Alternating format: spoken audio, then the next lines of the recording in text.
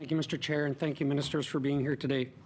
Mr. Miller, 16 of the 20 First Nations along the route of the Coastal GasLink pipeline have signed agreements to acquire a 10% equity stake in the project.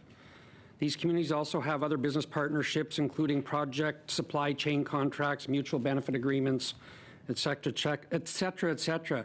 And this obviously allows them to invest in thriving communities through investments in culture, sports, health, and education programs, as well as infrastructure.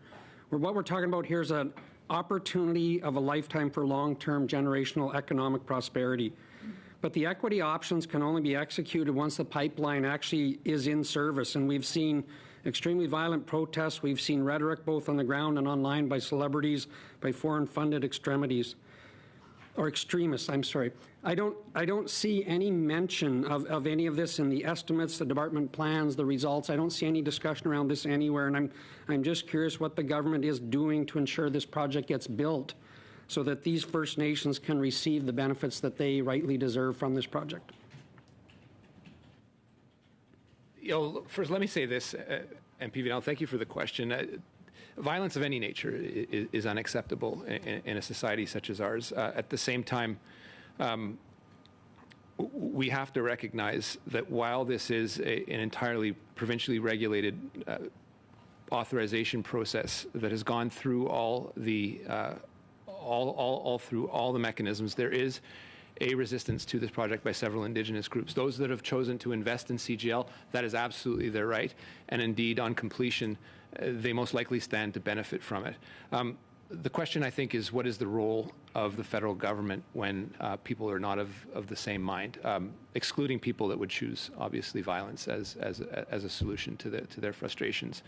And that is an important one. I don't think there is a cost estimate that we could come up with that would truly value the role that the federal government can play working with the provincial government, in this case, Minister Rankin in BC, in trying to achieve a peaceful solution to a very highly contentious situation, which starts not only in resource extraction, but controversy over the issue of Indigenous title and Wet'suwet'en and hereditary title that was embodied in Supreme Court cases a quarter of a century ago. I'm not suggesting by any stretch of the imagination that hereditary leadership in this case sanctions any of the unacceptable activities we've seen, but we have to at the same time acknowledge that there is a tension within the Wet'suwet'en people leadership, many of them, as to whether this pipeline has had the social acceptability it has. It is a difficult situation. Sorry, Minister, I don't mean to cut you off, but I'll just conclude in saying that the federal government stands ready to help at any situation to try to bring this to a peaceful solution.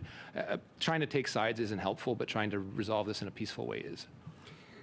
I want to go down a bit of a similar line or similar type of question, but in 2018, your government purchased the Trans Mountain pipeline. It was indicated at the time that you would not be a long-term owner. Following the purchase, Finance Canada began consulting with First Nations leaders about the possible Indigenous ownership, and since then it's been pretty quiet, I must say. And we've seen some emails recently through access to information requests commenting on the What We Heard report that was published back by the government in 2019 show communication staff actually talking about keeping it quiet and that's a little bit discouraging, to be honest with you. But I want to get right to the crux so you have time to answer the question. Can you tell me what the plan is in the context of selling TMX to the interested in Indigenous? Like there was a couple different groups interested in buying this pipeline. Where are we at in that journey with those groups? Yeah, as the Minister of Crown Indigenous Relations, I don't have a direct role in any sort of brokering of this process. I do have the same information as to the interest of several Indigenous groups that have expressed the desire to get an equity portion in it, and I don't think, short of that, and I obviously just direct you to the Minister of Natural Resources in that case for those types of questions, but I have no particular point of view as to their role in this, and just support any Indigenous peoples that I have the honor of represent in All right. in their Thank points you. of view. Thanks.